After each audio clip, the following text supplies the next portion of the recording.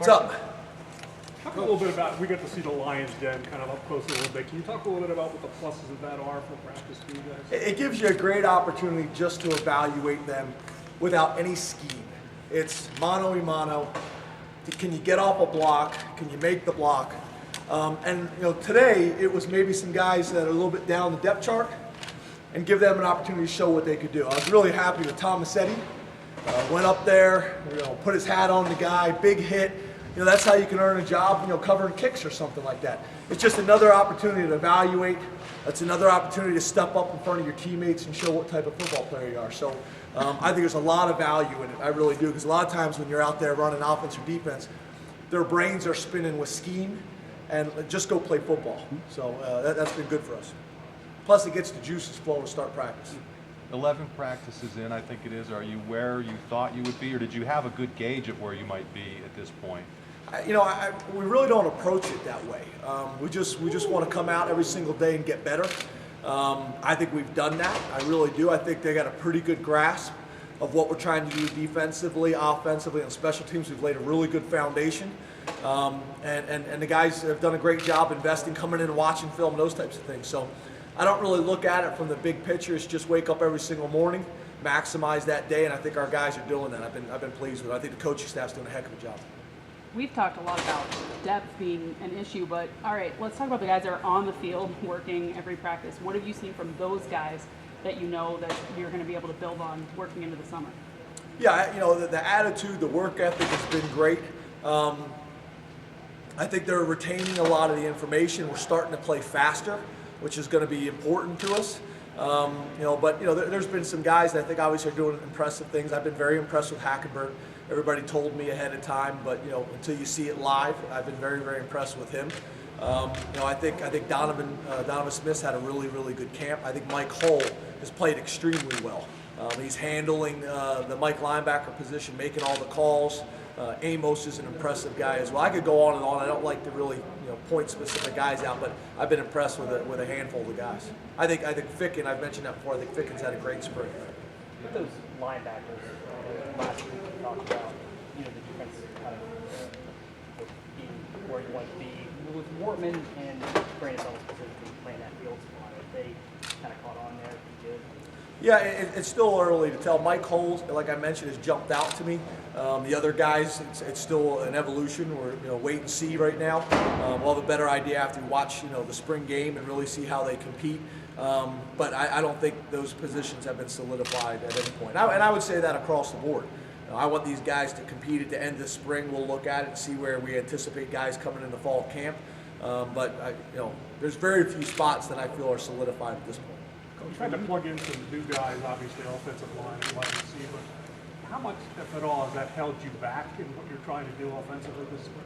It's not going to hold us back. We're going to push forward. We're going to coach the guys that we have here. Those other things are outside of our control.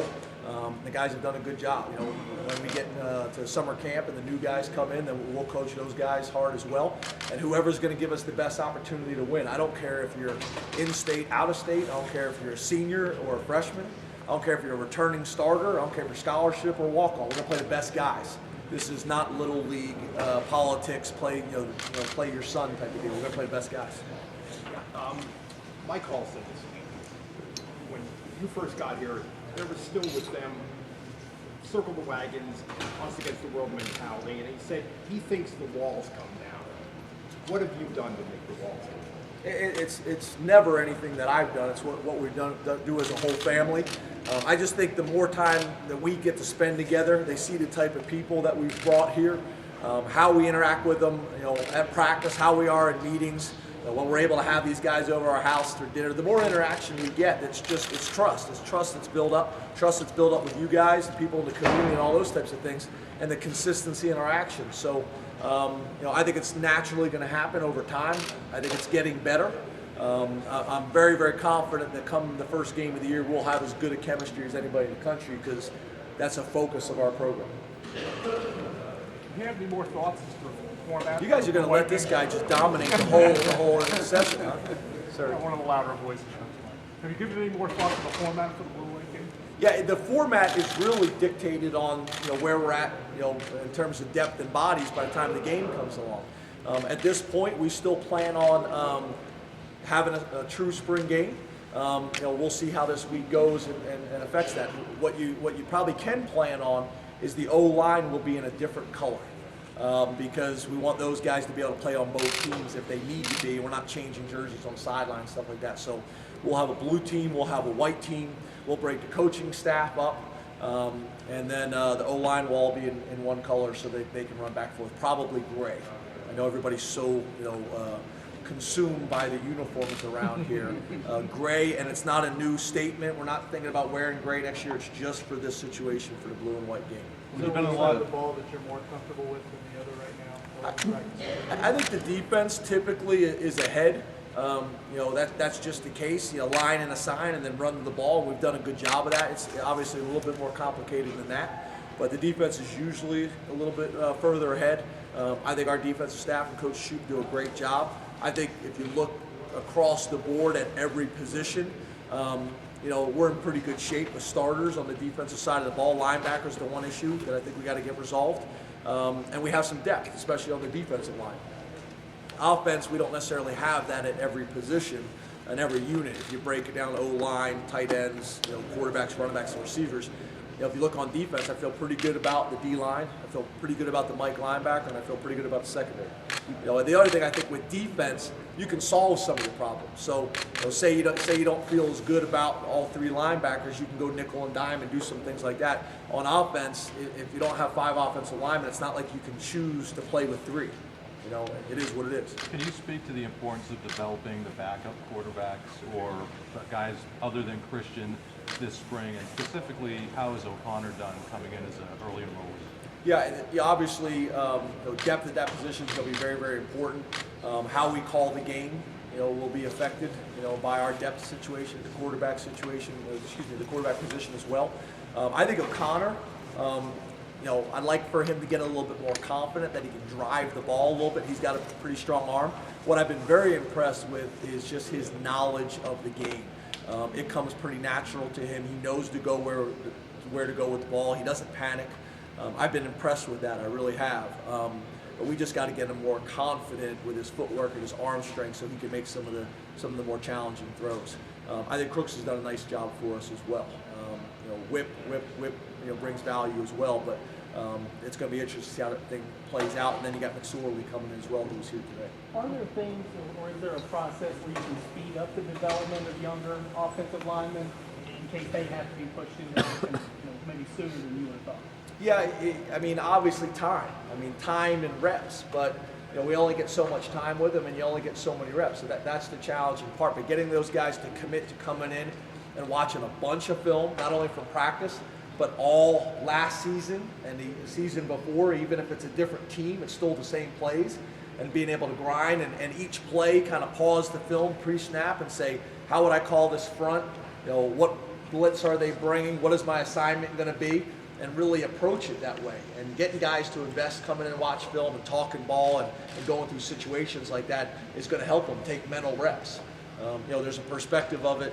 They got to get the physical part of it as well, but being able to prepare mentally is a huge part.